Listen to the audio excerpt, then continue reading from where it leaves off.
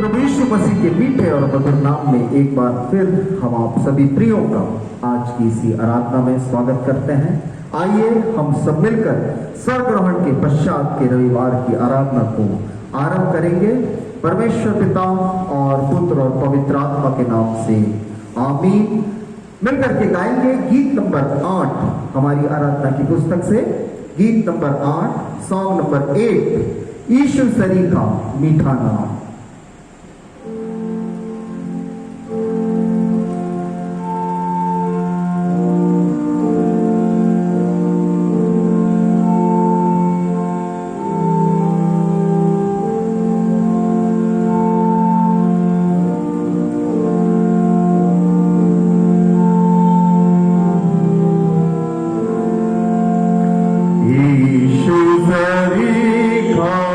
मीठा नाम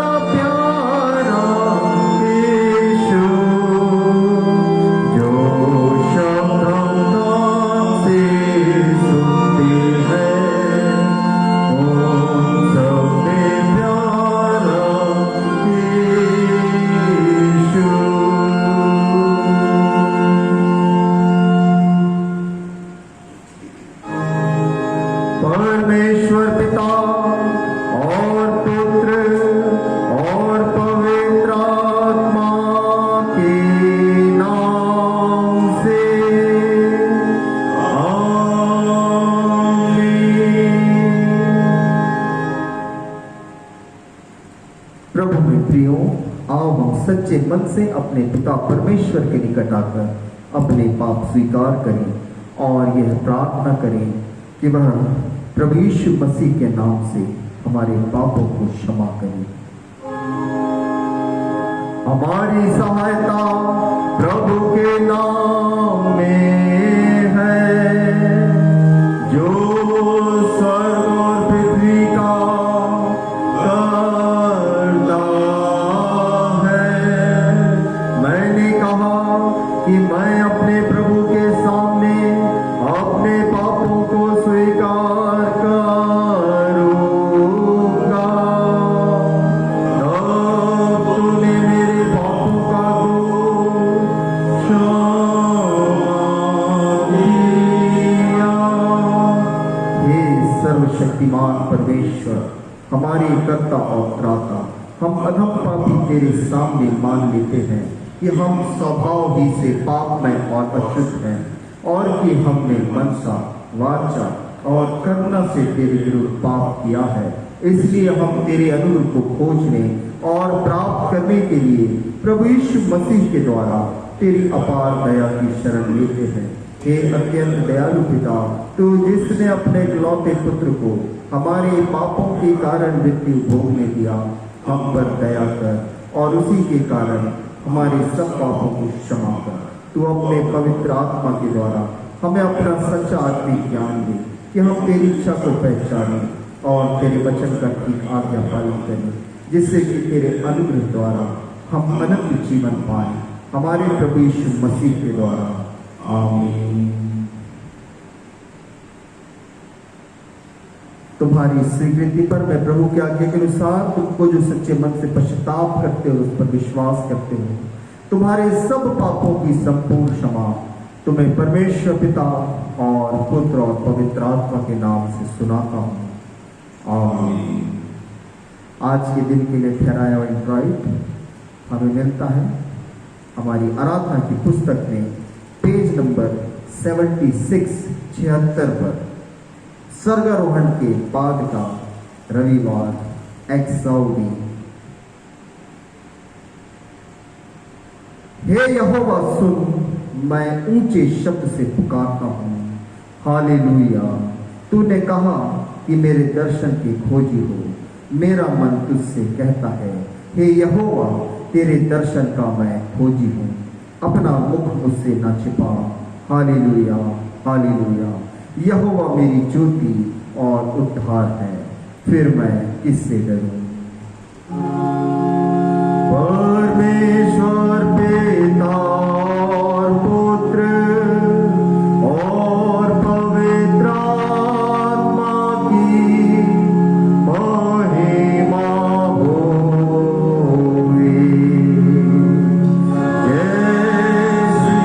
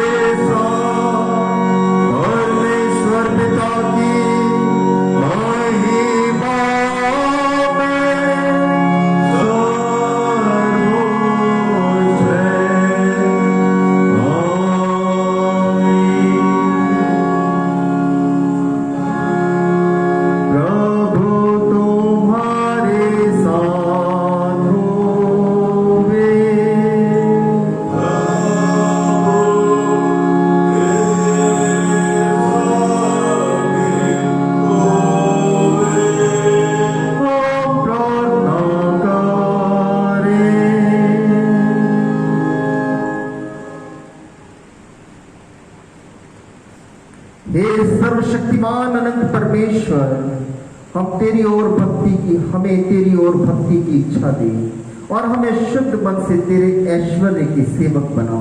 उस यीशु मसीह तेरे पुत्र हमारे प्रभु के द्वारा, जो तेरे और पवित्र आत्मा के साथ सदा एक परमेश्वर युगानुयुग जीता और राज्य करता है। आमीन।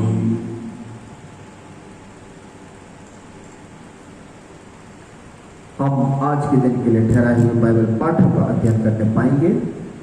पुराने नियम का पाठ जो आज के दिन के लिए ठहराया गया है, हमें मिलता है यशायाह नबी की पुस्तक, उसका 64वां अध्याय, बुक ऑफ आइजाया चैप्टर 64 और उसके पहले और दूसरे पद को हम पढ़ेंगे।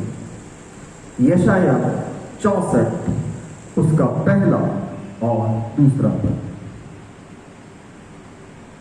भला हो कि तू आकाश को फाड़कर उतर आए और पहाड़ तेरे सामने कांप उठे। जैसे आग झाड़ झंकार को जला देती या जल को उबालती है, उसी रीति से तू अपने शत्रुओं पर अपना नाम ऐसा प्रकट कर कि जाति जाति के लोग तेरे प्रताप से कांप उठे। यहाँ पर पुराने नियम का पाठ समाप्त होता है। इसी के साथ में हम पत्री के पाठ को सुने। पत्री का पाठ जो आज के दिन के लिए ठहराया गया है, हमें मिलता है पत्रस के नाम, पत्रस की पहली पत्री, उसका 4था अध्याय। पत्रस की पहली पत्री, उसका 4था अध्याय और पद 7 से लेकर के पद 11 तक हम पढ़ने पाएंगे। पहला पत्रस 4 पद 7 से 11। और यहां पर परमेश्वर का वचन यूं कहता है, सब बातों का अंत तुरंत होने वाला है, इसलिए संयमी होकर प्रार्थना के लिए सचेत रहो। सब में श्रेष्ठ बात यह है कि एक दूसरे से अधिक प्रेम रखो, क्योंकि प्रेम अनेक पापों को ढांप देता है। बिना कुड़कुड़ाए एक दूसरे का अतिथि सत्कार करो। जिसको जो वरदान मिला है, वो उसे परमेश्वर के नाना प्रकार के अनुग्रह के भले भंडारियों के समान एक दूसरे की सेवा में लगाए। यदि कोई बोले तो ऐसा बोले मानो परमेश्वर का वचन। यदि कोई सेवा करे तो उस शक्ति से करे जो परमेश्वर देता है, जिसने सब बातों में यीशु मसीह के द्वारा परमेश्वर की महिमा प्रकट हो। महिमा और साम्राज्य युगानुयुग उसी का है। आमीन। इसी के लगातार में हम सुसमाचार के पाठ को भी सुन लेंगे। सुसमाचार का पाठ जो आज के दिन के लिए ठहराया गया है, हमें मिलता है यूहन्ना रचित सुसमाचार, उसका 15वां अध्याय और यूहन्ना 15 के 26वें पद से हम 16वें अध्याय के 4थे पद तक पढ़ने पाएंगे। यूहन्ना 15:26 से यूहन्ना 16वें अध्याय के 4थे पद तक के। और यहाँ पर पवित्र सुसमाचार का पाठ यूं बतलाता है, परंतु जब वह सहायक आएगा, जिसे मैं तुम्हारे पास पिता की ओर से भेजूंगा, अर्थात सत्य का आत्मा जो पिता की ओर से निकलता है, तो वह मेरी गवाही देगा।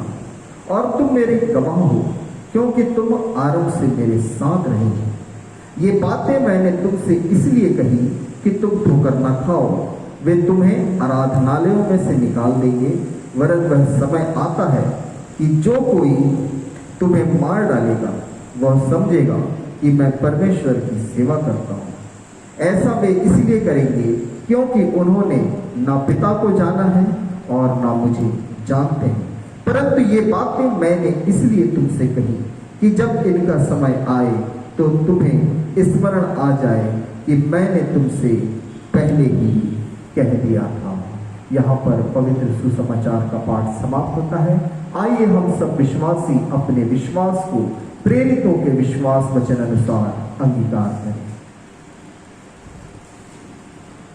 प्रेरितों का विश्वास वचन हमारी आराधना की पुस्तक में पृष्ठ 6 पर हम विश्वास करते हैं परमेश्वर सर्वशक्तिमान पिता पर, जो स्वर्ग और पृथ्वी का कर्ता है। हम विश्वास करते हैं यीशु मसीह पर, जो उसका एकलौता पुत्र और हमारा प्रभु है। वह पवित्र आत्मा की शक्ति से गर्भ में आया, कुमारी मरियम से जन्मा, पौंस पिलात के अधिकार में दुख होगा, क्रूस पर चढ़ाया गया, मर गया और गाड़ा गया, आत्माओं के लोक में उतर गया, तीसरे दिन मृत्यु में से जी उठा, स्वर्ग पर चढ़ गया और सर्वशक्तिमान परमेश्वर पिता की दाहिनी ओर बैठा है। वहां से वह जीवितों और मृतकों का न्याय करने आएगा। हम विश्वास करते हैं पवित्र आत्मा पर, एक पवित्र विश्वव्यापी कलीसिया पर, पवित्रों की सहभागिता पर, पाप क्षमा पर, मृतकों के पुनरुत्थान और अनंत जीवन पर। आमीन। मिलकर के गाएंगे गीत नंबर 209, सॉन्ग नंबर 209, गा के मुझको सुनाओ फिर।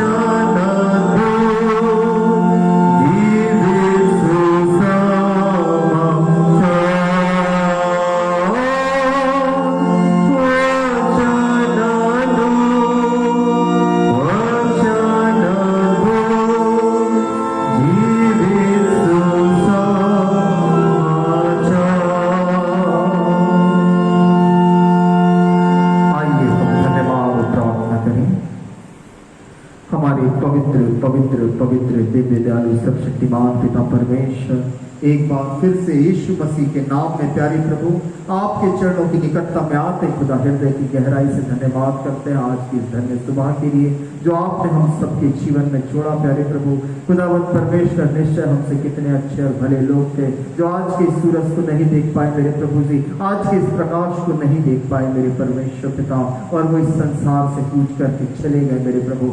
ओ खुदावंद परमेश्वर, हम तेरे नाम की महिमा करते हैं कि अब भी हमारे जीवन में तेरा दया, तेरा प्रेम, तेरी करुणा प्यारे प्रभु से बहुतायत के साथ बनी हुई है और प्यारे प्रभु प्रतिघोर नहीं हो रही है। प्यारे खुदावंद परमेश्वर, हम धन्यवाद करते हैं कि अब भी प्यारे प्रभु जी इस कठिनाई के समय में भी तूने हम सबको संभाला है, जीवित और सुरक्षित रखा है प्रभु जी, अपनी आशीषों से भरपूर किया है, हर एक आवश्यकताओं को अपने सभी भंडार से पूरा किया है। और प्यारे प्रभु धन्यवाद करते हैं कि हमारे हर एक प्रिय को तूने अब भी अपनी आड़पना में बना करके रखा हुआ है। यीशु मसीह के नाम से प्रभु जी हम तेरा धन्यवाद धन्यवाद धन्यवाद करते हैं उन सारी उत्तम आशीषों के लिए प्रभु जो अब तक हमने तुझसे पाई है खुदा। और निश्चय प्रभु इस विश्वास के साथ कि केवल तू ही हमारे आशीष का सोता है, हमारी भलाई केवल तेरी ओर से होती है मेरे परमेश्वर पिता। एक बार फिर तेरी शरण में आते हैं, हम तेरे नाम की दुहाई देते हैं प्रभु।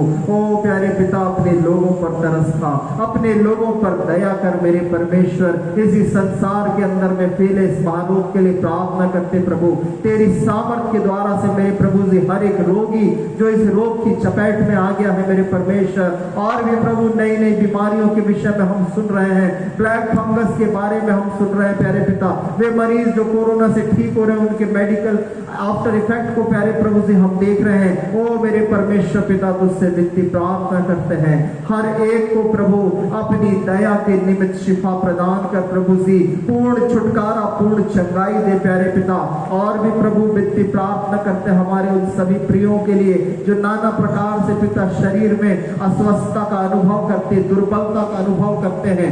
यीशु मसीह के नाम से प्यारे प्रभु जी तेरी सामर्थ हो पिता कि प्यारे खुदावंद परमेश्वर वे सब भी चंगाई को प्राप्त करने वाले हो सके। प्यारे पिता परमेश्वर, हम विनती प्रार्थना करते हैं, तेरी दया को चाहते हैं प्यारे खुदावंद, होने दे प्रभु जी तेरा अनुग्रह इस रीति से हम सबों पर प्रकट हो कि प्यारे प्रभु जब तक हम एक दूसरे से ना मिले और इस रीति से प्रभु जी एक दूसरे से दूर पाए जाते हैं, तेरे अनुग्रह के घेरे में बने रहने पाए, तेरी सुरक्षा में बने रहने पाए प्यारे प्रभु।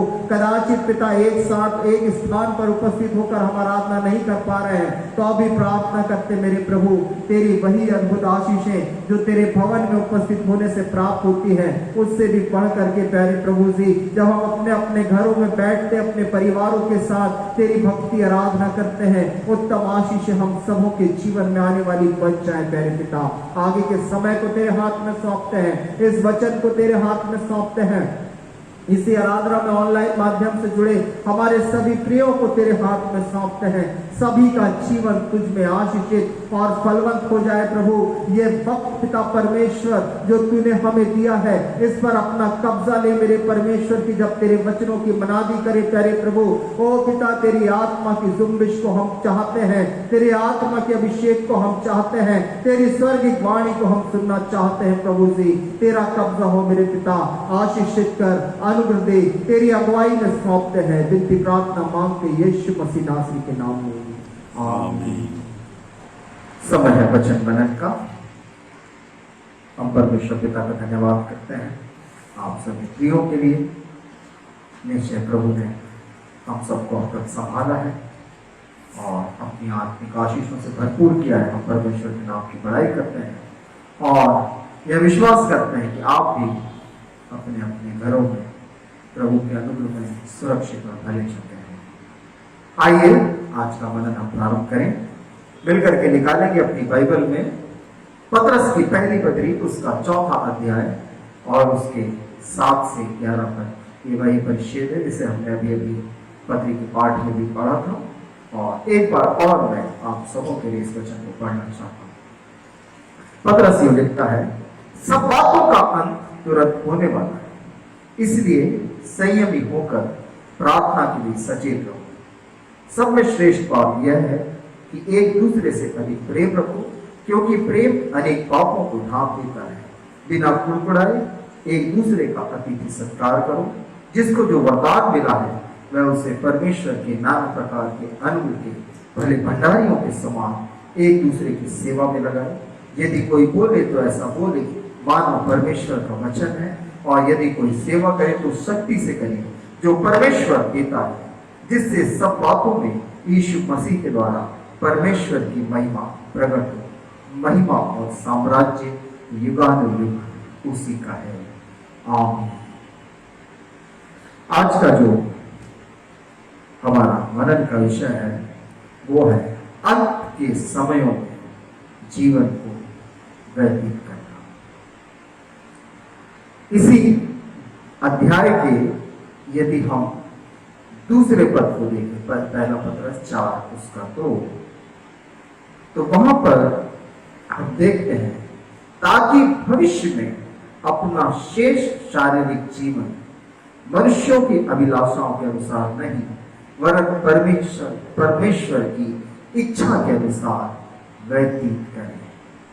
और इसके ऊपर जब आप पढ़ें तो हम देखें वहां लिखा है पहले पद में, क्यों बाकी का शारीरिक जीवन मनुष्य की अभिलाषाओं के अनुसार नहीं परंतु परमेश्वर की इच्छा के अनुसार व्यतीत करना है।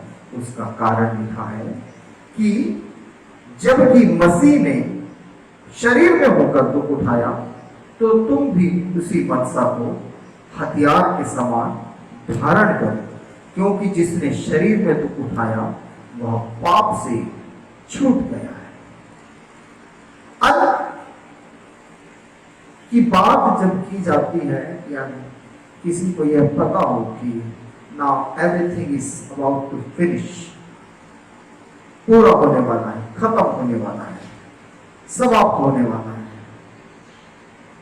तो यह स्वाभाविक सी बात है कि वो व्यक्ति और अधिक सचेत होकर के, और अधिक सावधानी से, और अधिक गंभीरता के साथ में अपने जीवन को व्यतीत करना प्रारंभ करता है। परंतु कभी कभी बहुत सारे लोग इस श्रेणी में आते हैं जिनका जिक्र मैं लगभग प्रति सप्ताह आपके सम्मुख करता हूं। ये वे हैं जो हर बातों को नजरअंदाज करते चले। यीशु मसीह ने दुख उठाया, दे डोंट केयर, उसे क्रूस पर चढ़ाया गया, वो मर गया, कारण उन्हें कोई मतलब नहीं। वो तीसरे दिन जी उठा, उन्हें कोई अधिक प्रभाव नहीं। वो सर पर उठा लिया, कोई चिंता नहीं। अभी परमेश्वर का वचन चेतावनी दे रहा है कि आप और मैं अंत के समयों में जी रहे हैं। सब बातों का अंत तुरंत होने वाला है, और वो अब भी उतने ही इग्नोरेंट बने हुए हैं। परंतु बाइबल विशेष रूप से उनसे बात करती है जो विश्वास करते हैं और मसीह को अपना मानकर चलते हैं, उसको अपनी देह में धारण किए हुए चलते हैं। उन लोगों के लिए इस प्रकार का इग्नोरेंस, इस प्रकार की नजरअंदाजी करने की भावना बिल्कुल भी उचित नहीं। जैसा मैंने कहा कि एक व्यक्ति जब उसे पता चले कि अंत होने वाला है, अंत का अर्थ सीधे सीधे यह होता है कि अब आगे को आपके और मेरे लिए करने को ज्यादा कुछ नहीं बचेगा। और एग्जाम्पल यदि स्पष्ट रूप से कहें कि soon we are going to die, हम बहुत जल्दी संसार से कूच करके चले जाने वाले। उस दशा में एक व्यक्ति सबसे पहले तो हड़बड़ा जाता है, घबरा जाता है। किसी को पता चल जाए कि वो मरने वाला है, आज नहीं, डॉक्टर आकर उससे कहे तुम्हारे पास 3 दिन है जीने की, और चाहे तुम कुछ भी कर लो, तुम चौथे दिन का सूरज नहीं देख पाओगे। और वो व्यक्ति अपने जीवन में उन 3 दिनों के अंदर में मैं नहीं सोचता पूरी जिंदगी वो जिम्मेदार था या नहीं था, इससे कोई फर्क नहीं पड़ता, परंतु जीवन के उन अंतिम 3 दिनों के अंदर में, क्योंकि डॉक्टर ने कहा है 3 दिन बाद वो इस संसार को छोड़ के चला जाएगा, वो बड़ा जिम्मेदार बन जाता है, वो बड़ा समझदार बन जाता है, वो बड़ा प्रेम करने वाला बन जाता है, वो बड़ा ईमानदार बन जाता है, और हर एक भलाई उसके अंदर में कूट कूट करके समा जाती है। क्यों? क्योंकि उसको यह पता है कि वो अब इस संसार से जाने वाला। और किसने कहा है? एक डॉक्टर ने। परंतु जब मैं और आप परमेश्वर के वचन को पढ़ते हैं कि सब बातों का अंत तुरंत है, मन फिराओ, परमेश्वर का राज्य निकट है, परमेश्वर का राज्य तुम्हारे बीच में है, तुम्हारा न्याय होना है, प्रभु का दिन आने वाला है, तुरही फूकी जाने वाली है, यीशु वापस आने वाला है, और मसीहों का एक्सप्रेशन कुछ ऐसा होता है।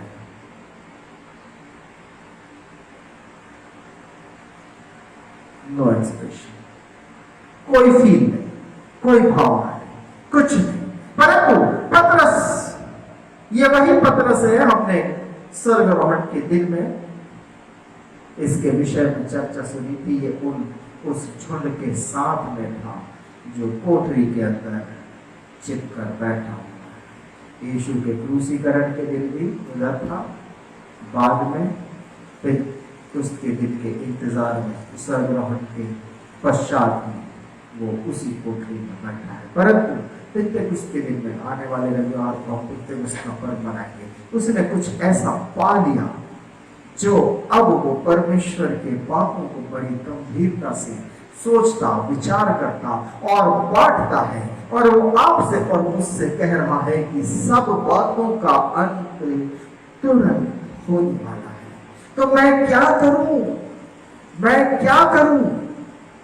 मैं संयमी होकर प्रार्थना के लिए सचेत रहना सीखूं। यहां जो वर्ड है सचेत रहना, उसका यूनानी शब्द जो है वो है सोफ्रेनो, जिसका अर्थ होता है अपने आपे में रहना। किसी व्यक्ति का मस्तिष्क सही जगह पर होना, जिसका अर्थ होता है संयम से परिपूर्ण होना। संयम का अर्थ अपनी देह पर काबू रखना होता है। मेरे प्रियो, परमेश्वर को यदि किसी बात से सबसे अधिक घृणा है, वो इस बात से है कि आप और मैं अपनी देह से परमेश्वर की महिमा ना करते हुए अपनी नाना प्रकार की अभिलाषाओं और इच्छाओं की पूर्ति के लिए उसको पूरी रीति से सौंप देते हैं। यहां पर वो इस बात को सिखा रहा है, क्योंकि सब बातों का अंत तुरंत होने वाला है। संयमी हो, सचेत रहो, प्रार्थना के लिए बड़े गंभीर हो जाओ, और एक दूसरे से अधिक प्रेम रखो, क्योंकि प्रेम अनेक पापों को ढांप देता है। बिना कुड़कुड़ाए एक दूसरे का अतिथि सत्कार करो। ये बात मैं सोचता हूं कभी कभी बाइबल में क्यों लिखी हुई है। हॉस्पिटैलिटी के विषय में लिखा हुआ है बाइबल में, बिना कुड़कुड़ाए एक दूसरे का अतिथि सत्कार किया करो। इब्रानियों की पत्री में भी लिखा, पहुनाई करना ना छोड़ो। अंत के दिनों में हम ये देखते हैं कि आपस का प्रेम ठंडा पड़ता जाता है। सब बातों का तुरंत होना है। जो कुछ कर रहे हैं उसे बड़ी गंभीरता से करें, संयम और प्रार्थना के साथ। एक कभी विचार करके देखिए कि अतिथि सत्कार एक बड़ा सरल सा काम है। मैं सोचता हूं रीति से अगर संभव हो तो आप और मैं स्वर्गिक आशीषों को भी पा सकते हैं। बाइबल कहती है परमेश्वर के भक्तों के आदर मान के विषय में, यदि कोई तुम्हें एक कटोरा ठंडा पानी पी तो वो भी अपना प्रतिफल किसी रीति से ना कोई। Praise the Lord. We are living in the end times. इसके विषय में हमको सोचना है, गंभीरता से सोचना है, सेवा करने के विषय में गंभीरता से सोचना है, परमेश्वर के प्रति ईमानदार बनने के विषय में आपको और मुझको गंभीरता से सोचना है, और आपको और मुझको इन बातों के लिए बड़ा संयमी होकर प्रार्थना करते हुए, सचेत रहते हुए इन कामों को करना है। क्योंकि आप और मैं, हम शरीर के पाप से छूट चुके हैं। आगे तो हमको इसमें जीवन नहीं बिताना है। उस दिन की तैयारी के लिए, जैसा मैं बार बार कहता हूं कि हमें उस दिन की तैयारी के लिए अपने आप को पूरी रीति से लौलीन रखना है, क्योंकि हम परमेश्वर के वचन को पढ़ते और इस बात को जानते हैं कि बहुत दिन अचानक से आने वाला है, विदाउट वार्निंग। अब नहीं जानते वो सुबह होगी या शाम होगी या रात होगी। So be prepared, be prepared. तैयारियां करने के लिए जरा भी आलसी ना बने। हर एक कामों को करने में अपने जीवन से, देखिए 11वें पद के अंदर में क्या लिखा है, इवन यदि कोई बोले तो ऐसा बोले मानो परमेश्वर का वचन है। यदि कोई सेवा करे तो उस शक्ति से करे जो परमेश्वर देता है। मैंने आपसे बहुत बार इन बातों को कहा है। लास्ट टाइम भी इसी विषय पर हमारे संदेश रहे। एक व्यक्ति को सेवा का हृदय अपने भीतर उत्पन्न करना बेहद आवश्यक है। विशेष रूप से मसीह के होते हुए, विशेष रूप से मसीह के जब आप और मैं कहलाते हैं, हमारे भीतर सेवा का मन होना चाहिए। हम यीशु मसीह के जीवन को देखते हैं, वो अपने शिष्यों के पैर धुला रहा है और तब उनसे कहता है कि तुम मुझे रब्बी कहते हो, तुम मुझे गुरु कहते हो, तुम मुझे स्वामी कहते हो, प्रभु कहते हो, तुम ये ठीक ही कहते हो। और जरा सोचो कि जब मैं तुम्हारा प्रभु होकर, तुम्हारा स्वामी होकर, तुम्हारा गुरु होकर तुम्हारे साथ ऐसा व्यवहार करता हूं, तो तुम्हें और कितना अधिक नहीं ऐसा करना चाहिए। सेवा में जुट जाने का समय है, एक दूसरे की सहायता करने का समय है, एक दूसरे को प्रेम में लेकर के चलने का समय है। किसने मेरे प्रति कौन सी गलती किया, किसके प्रति मैं अपने मन में मन मुटाव रखता हूं, मैं रखता हूं, किसी के प्रति मेरे मन में कोई कुंठा या क्रोध है, पीछे छोड़ दो, उसको पीछे छोड़ो।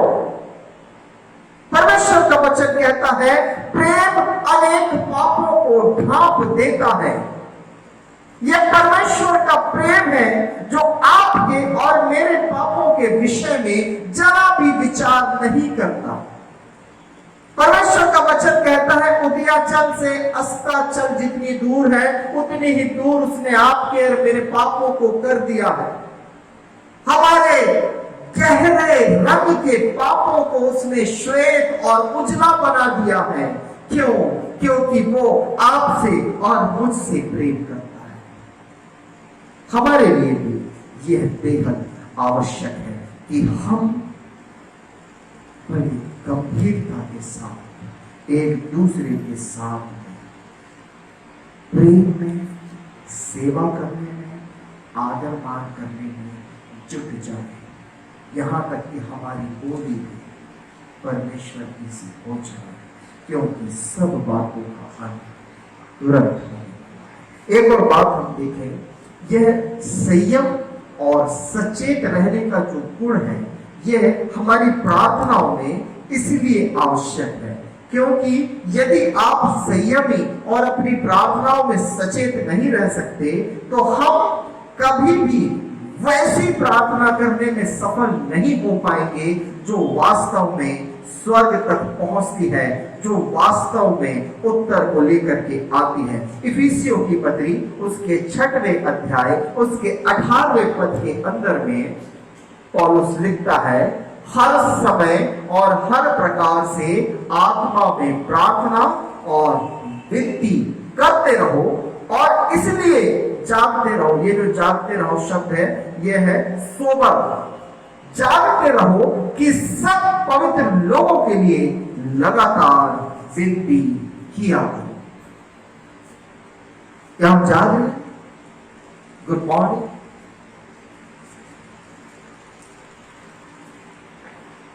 या मेरी आंखों के सामने वो पर्दा पड़ा हुआ है जिसके कारण से मुझको कुछ भी दिखाई नहीं देता है, जिसके कारण से मैं देख करके भी नहीं देख पाता हूं, समझना चाहता तो हूं परंतु नहीं समझ पाता हूं। एक वचन हम पढ़े, 2 कुरिन्थियों 4 अध्याय और उसके 4 आयत के लिए हम 3 पद से उसको पढ़ें। 2 कुरिन्थियों 4 उसके 3 पद से आपके लिए पढ़ रहा हूं। परंतु यदि हमारे सुसमाचार पर पर्दा पड़ा है तो यह नष्ट होने वालों के लिए ही पड़ा है और उन अविश्वासियों के लिए जिनकी बुद्धि इस संसार के ईश्वर ने अंधी कर दी है, ताकि मसीह जो परमेश्वर का प्रतिरूप है उसके तेजोमय सुसमाचार का प्रकाश उन पर न चले। एक व्यक्ति का जागृत होना बेहद आवश्यक है क्योंकि हम सब जानते हैं जब हम सोए हुए होते हैं हमारी आंखों के सामने क्या होता है। मैं तो कुछ ऐसे लोगों को भी जानता हूं कि जब तक कि उनके रूम में पिच ब्लैक डार्कनेस ना हो उनको नींद नहीं आती। ये शारीरिक भौतिक नींद की बात करता हूं। भौतिक नींद में भी जब आप अपनी आंखें बंद करते हैं आपको क्या दिखाई देता है? नथिंग, कुछ। और जब निद्रा में चले जाते हैं कितने सचेत होते हैं उससे। एक व्यक्ति तब ही सचेत रह सकता है जब वो जागृत है, अन्यथा बहुत देरों का हाल कुछ ऐसा होने वाला है जैसा 2 कुरिन्थियों 4 उसके 4 में लिखा हुआ है। यीशु मसीह का तेजोमय सुसमाचार का प्रकाश उन पर चमक ही नहीं पा रहा है क्योंकि आंखों के सामने वो पर्दा पड़ा हुआ है, वो अज्ञानता का पर्दा, वो निंद्रा का पर्दा, वो अंधकार का पर्दा, जिसके कारण से एक व्यक्ति निरंतर परमेश्वर से दूर दूर दूर होकर चला जाता है। बड़ी गंभीरता के साथ हम संयम के साथ सचेत होकर के प्रार्थना में जुट जाए ताकि उससे वो सामर्थ प्राप्त कर सके जो अंत के दिनों के लिए आवश्यक है, क्योंकि सब बातों का अंत तो तुरंत होने वाला है। क्या हम उस अंत में अनंत जीवन को हासिल कर पाएंगे, उस अनंत जीवन को प्राप्त कर पाएंगे? पिछले रविवार को हमने देखा था प्रकाशित वाक्य की पुस्तक में से जो जय पाए वे पुरस्कार के भागी बनेंगे, अनंत पुरस्कार के भागी बनेंगे। परमेश्वर के पास में उनके लिए उसके पुत्र के हाथों में उनके लिए पहले से प्रतिफल रखा हुआ है। और वो बार बार कहता कहता है कि जिसके कान हो वो सुन ले। यहाँ पतरस एक बार फिर आपको और मुझको सचेत कर रहा है, बड़े संयमी होकर प्रार्थना के लिए सचेत रहो, क्योंकि सब बातों का अंत तो तुरंत होने वाला है। क्या सोचते हैं हम, कितना समय है हमारे पास? क्या गारंटी है कि मैं आने वाले चंद दिन, चंद महीने, कुछ साल और अधिक जी पाऊंगा? क्या गारंटी है, क्या इस बात की निश्चिति है कि आज रात मैं जब अपने बिछौने पर जाऊंगा तो मैं कल का भोर का प्रकाश देख पाऊंगा? दाऊद कहता है, मिट्टी तेरा धन्यवाद नहीं कर सकती।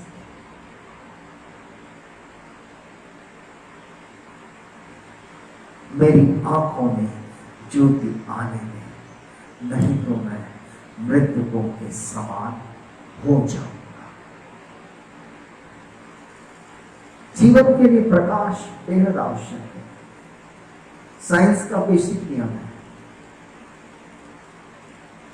साइंस का यह आधारभूत नियम है कि जीवन के लिए प्रकाश आवश्यक है। यदि सूर्य न हो पृथ्वी नष्ट हो जाएगी, और वैसे ही यदि मनुष्य के जीवन में सुसमाचार का प्रकाश न हो, उसकी आत्मा अनंत दंड के लिए, अनंत पीड़ा के लिए, अनंत काल के लिए उस आग की झील में डाल दी जाए।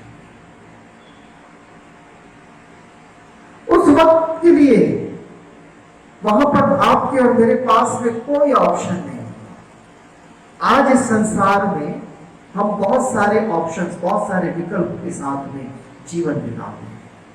1 2 3 4 5 6 7 8 9 10, और 10 खत्म हो जाए तो 10 और आ जाएंगे। परंतु यीशु मसीह के न्याय सिंहासन के सामने आपके और मेरे पास में कोई विकल्प नहीं बचेगा। इब्रानियों की पत्री 9वें अध्याय के अंदर में आप और हम पढ़ते हैं, मनुष्य का एक बार मरना और उसके बाद न्याय का होना आवश्यक है। हम पढ़ें 9वें अध्याय उसके 27 पद को।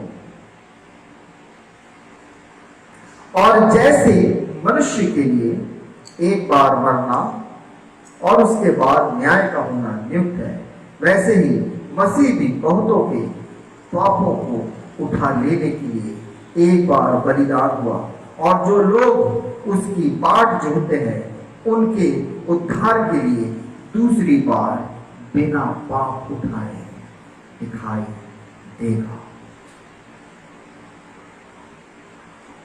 आज आप और मैं गीत गाते ना, क्रूसित यीशु की ओर देख और ले ले जीवन, क्योंकि वही तो पाएगा। सब बातों का अंत तुरंत होने वाला है। सचेत हो जाओ, जागृत हो जाओ, संयमी बनो, प्रार्थना में लगे रहो। उसके आने का समय निकट है, उसके आने का समय निकट है।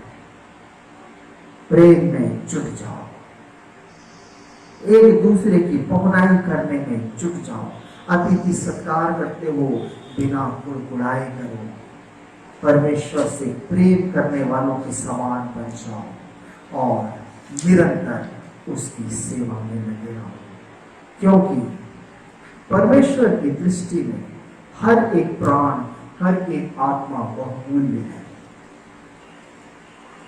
और उसने अपना अंश हर एक मनुष्य के अंदर में जो डाला है वो सेवा करने के लिए योग्य है। परंतु इस संसार की ओर दृष्टि फेर लेने के कारण से हम देखते हैं कि कई बार वो योग्यता नष्ट हो जाती है। एक वचन हम पढ़े, रोमियो की पत्री उसके 12वें अध्याय और उसके 3 से 8 पद को मैं आपके लिए पढ़ना चाहता हूं। 1-2 पद और पढ़ करके फिर हम समाप्त करेंगे। यहां लिखा है, रोमियो 12 पद 3 से आगे आपके लिए पढ़ रहा हूं। क्योंकि मैं उस अनुग्रह के कारण जो मुझको मिला है तुम में से हर एक से कहता हूं कि जैसा समझना चाहिए उससे बढ़कर कोई भी अपने आप को ना समझे, पर जैसा परमेश्वर ने हर एक को विश्वास परिमाण के अनुसार बांट दिया है, वैसे ही सुबुद्धि के साथ अपने को समझे। क्योंकि जैसे हमारी एक देह में बहुत से अंग हैं और सब अंगों का एक ही सा काम नहीं, वैसे ही हम जो मसीह में बहुत हैं, मसीह में एक देह होकर आपस में एक दूसरे के अंग हैं। जबकि उस अनुग्रह के अनुसार जो हमें दिया गया है, हमें भिन्न भिन्न वरदान मिले हैं। तो जिसको भविष्यवाणी का दान मिला हो, वह विश्वास के परिमाण के अनुसार भविष्यवाणी करे। यदि सेवा करने का दान मिला हो तो वो सेवा में लगा रहे। यदि कोई सिखाने वाला हो तो सिखाने में लगा रहे। जो उपदेशक हो वो उपदेश देने में लगा रहे, और दान देने वाला उदारता से दे। जो अगुवाई करे वो उत्साह से करे, और जो दया करे वो हर्ष से करे। आगे भी आप और क्वालिटीज को पढ़ सकते हैं। कहने का तात्पर्य है मेरे प्रिय, अंत के दिनों में जब हमारे पास में बहुत थोड़ा सा समय बचा है, अभी जब आप और मैं कोरोना काल में हम देख रहे हैं, मैंने पिछले दिनों में बताया, हम कल्पना भी नहीं कर सकते ऐसे ऐसे लोग इस संसार से पूछ करके चले गए। We are not better than them. हम उनसे भले थे, तो भी परमेश्वर ने आपको और मुझको एक और मौका दिया है। परमेश्वर के प्रति, उसके भवन के प्रति, उसके दासों के प्रति, उसकी सेवा के प्रति अपने कर्तव्यों को समझें, बड़ी उदारता के साथ, बड़े जोश के साथ, बिना कुड़कुड़ाए, प्रेम के साथ उसकी सेवा में जुट जाए। क्योंकि हम नहीं चाहते, पर एक बात जो निश्चित है वो यह है, सब बातों का अंत तुरंत होने वाला है। सब बातों का अंत तुरंत। प्रकाशित वाक्य की पुस्तक में बड़े सुंदर रीति से लिखा है। अंतिम अध्याय के अंदर में हम देखें 22वें अध्याय उसके 20वें पद के अंदर में वो लिखता है, जो इन बातों की गवाही देता है वो ये कहता है, हाँ मैं शीघ्र आने वाला हूं। आमीन। हे प्रभु यीशु, आप प्रभु यीशु का अनुग्रह पवित्र लोगों के साथ रहे। आमीन। उसका आना तय है, वो आएगा, वो अपने लोगों को अपने संग लेकर के जाएगा। परंतु क्या आप और मैं इस बात के लिए तैयार हैं? एक बार फिर हम विचार करें, क्या हमारी प्रार्थनाएं सचमुच में गंभीर और सचेत रह करके हो रही हैं? क्या मेरा प्रेम निरंतर बढ़ रहा है, ऐसा प्रेम जिसमें क्षमा भरपूर है? क्या मेरी उदारता, क्या मेरी पहुनाई सचमुच में अनुग्रह से परिपूर्ण है? और क्या मेरे जीवन से मैं ऐसी सेवा कर पा रहा हूं जिससे परमेश्वर की महिमा होती है? परमेश्वर ने आपको बड़ा नाम दिया, ऊंचा पद दिया, अच्छा भरपूरी का जीवन दिया है। किसके लिए? इसलिए नहीं दिया है कि संभाल के रखे रहो। उसने आपको और मुझको इसलिए भरपूरी से दिया है कि सेठ में हमने पाया है, सेठ में हम दें। उसका वचन कहता है, इस पृथ्वी पर धन इकट्ठा मत करो, अपने लिए स्वर्ग में धन इकट्ठा करो। जब पृथ्वी पर उसके नाम से खर्च करोगे, that is the deposit you make in the kingdom of haven. इधर खर्चा करोगे, वहां जमा होता जाएगा।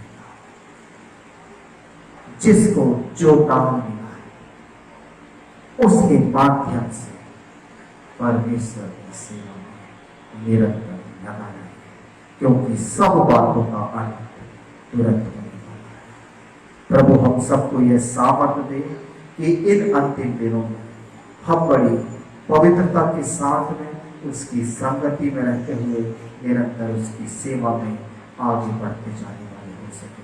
प्रभु हम सबको बहुत आशीष देंगे। आमीन।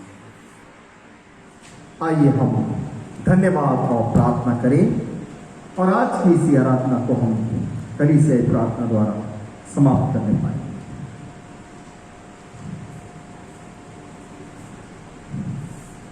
हम प्रार्थना करें। हे सनातन सर्वशक्तिमान परमेश्वर, तू जो सब जातिगणों द्वारा आराधनीय है, हम हृदय से नम्रतापूर्वक तेरी उन सब आगणिक आत्मिक आशीषों के लिए तेरा धन्यवाद करते हैं जो तूने हमारे अयोग्य होते भी हमको दी है। हम तेरी स्तुति करते हैं कि तूने अपने पवित्र वचन और सेक्टमेंट को हमें दिया है। हे प्रभु, हम तुझसे प्रार्थना करते हैं कि समस्त कलीसिया को जो इस पृथ्वी पर है अपनी पवित्र शिक्षा में बनाए रख और ऐसे विश्वस्त पात्र सेवक दे जो सामर्थ के साथ तेरा वचन प्रचार करें। सब श्रोताओं को यह अनुग्रह दे कि वे तेरा वचन नम्रता से सुने और मन के शुद्ध भाव से उसे स्वीकार करें और आत्मा के फल फलें। सब क्लेशों और संकटों में अपने लोगों का रक्षक और सहायक हो। यह वर्दी कि हम तेरी कलीसिया में भ्रातृ प्रेम और मसीह संगति में रहते हुए विश्वास की अच्छी लड़ाई लड़ सकें और अंत में अनंत उद्धार प्राप्त करने पाएं। हे दयाशील प्रभु परमेश्वर हमारी सुन। इस भूमंडल के समस्त जातिगणों पर अनुग्रह से दृष्टि कर हमारे प्रिय राष्ट्रपति को, सरकार और सब विश्वासियों के अधिकारियों को और हमारे देश के सारे निवासियों को आशीष दे। यह वर दे कि तेरी महिमा हमारे बीच निवास करे और दया, सच्चाई, धार्मिकता और शांति हर जगह पर प्रबल हो। हे दयाशील प्रभु परमेश्वर हमारी सुन। हे दयालु परमेश्वर, सब माताओं और पिताओं की सहायता करके वे अपने बच्चों का प्रतिपालन तेरे भय और प्रेम में करें। हम अपने सब विद्यालयों को तेरे रक्षाकारी हाथ में सौंपते हैं और प्रार्थना करते हैं कि वे उपयोगी ज्ञान और मसीह सद्गुणों के पोषण स्थान हो, जिससे वे जीवन के उत्तम फल लाएं। हे दयाशील प्रभु परमेश्वर हमारी सुन।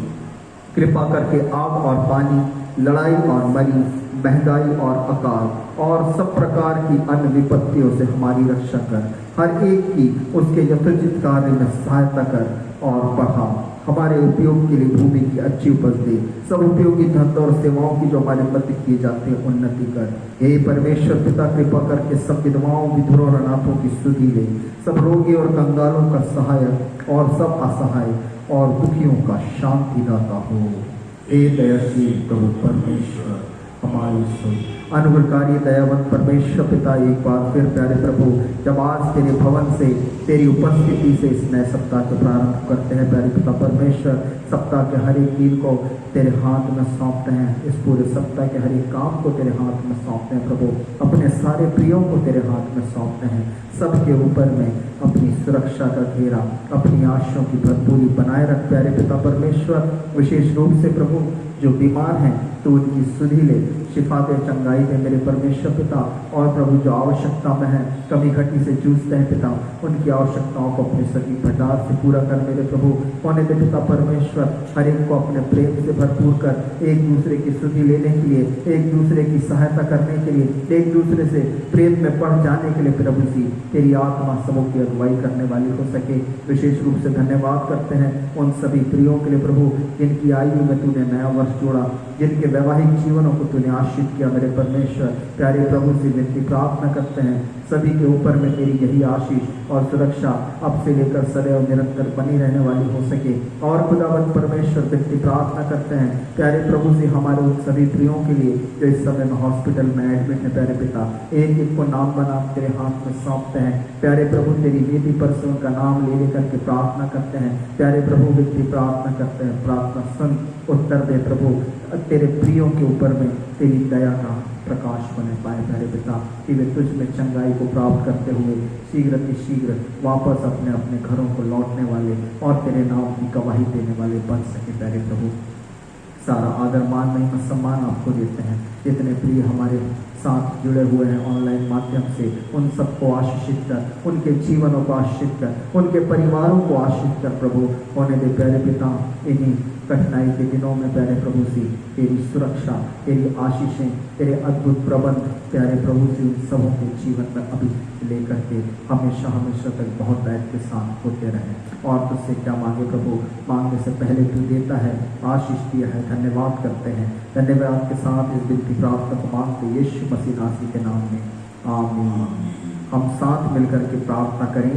हे परमेश्वर, हम इस पृथ्वी पर परदेसी और यात्री हैं, इसलिए हमारी सहायता कर कि हम सत्य, विश्वास और धार्मिक जीवन द्वारा स्वतः को आगामी लोक के लिए तैयार करें।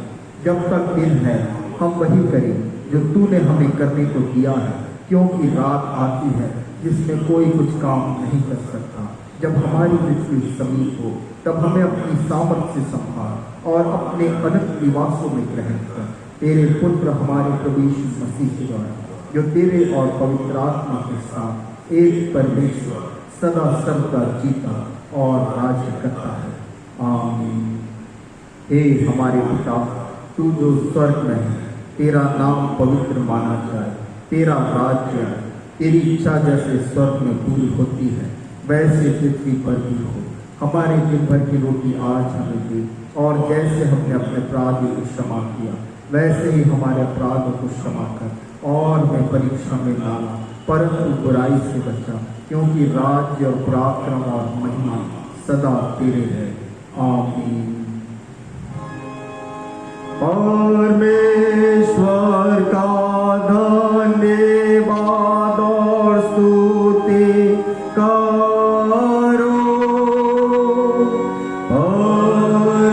परमेश्वर का धन्यवाद और स्तुति होए।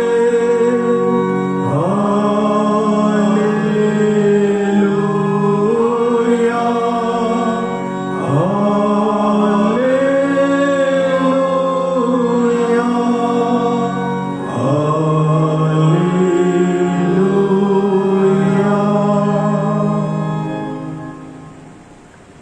अपने हृदय परमेश्वर के सामने झुकाकर आशीष ग्रहण करो। प्रभु तुम्हें आशीष दे और तुम्हारी रक्षा करे। प्रभु अपने मुख का प्रकाश तुम पर चमकाए और तुम पर अनुग्रह करे। प्रभु अपना मुख तुम पर प्रकट करे और तुम्हें शांति दे। परमेश्वर पिता और पुत्र और पवित्र आत्मा के नाम से,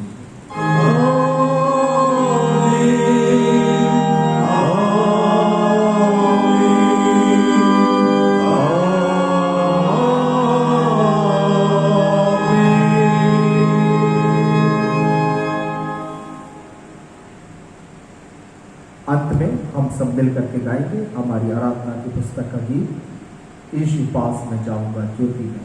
गीत नंबर 355, 355।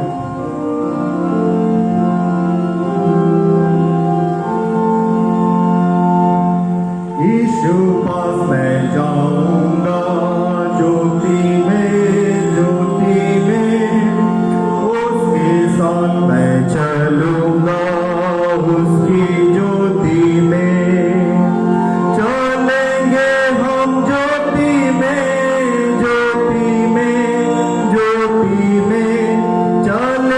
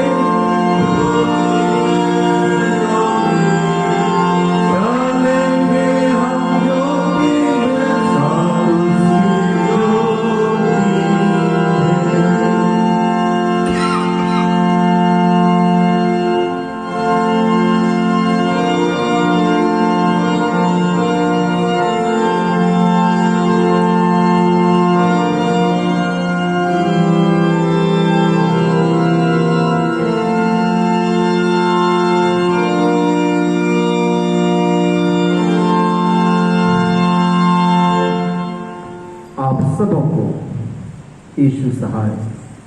जय मसीह की।